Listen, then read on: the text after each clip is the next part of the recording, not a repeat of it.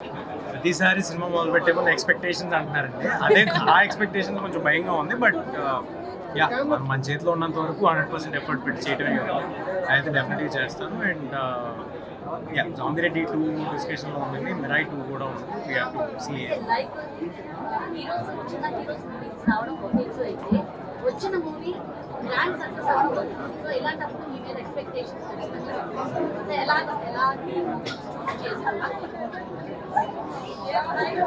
అంటే నేను ఆల్రెడీ చేసిన సినిమాలకి సీక్వెన్స్ చేస్తున్నా అండి ఇప్పుడు. సో ఒక 2 ఏళ్ళ వరకు అయితే అదే పని.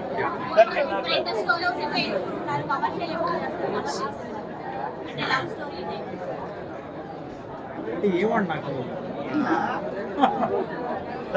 చేస్తా, తప్పకుండా చేస్తా. ఎవరితో అండి?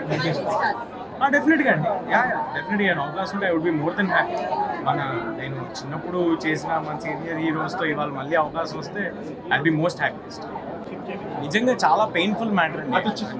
లాస్ట్ టైం నా సినిమా లాంచ్ అప్పుడు దాంట్లో చెప్పాను, మనం ఒక 4 నెలలు రోజులు కష్టపడి ఒక జీతం సంపాదించిన తర్వాత దాన్ని మనకు తెలియకుండా మన ఇంట్లో నుంచి తీసుకెళ్ళిపోతే ఎంత పాపం, మనిషి చూడడం కూడా అంతే పాపం. కానీ ఒకళ్ళది కాదు తీసుకెళ్తుంది, 200-300 మంది కలిసి పనిచేస్తారు, ఎన్నో ఆశలు, హోప్స్, డ్రీమ్స్ పెట్టుకొని చేస్తారు.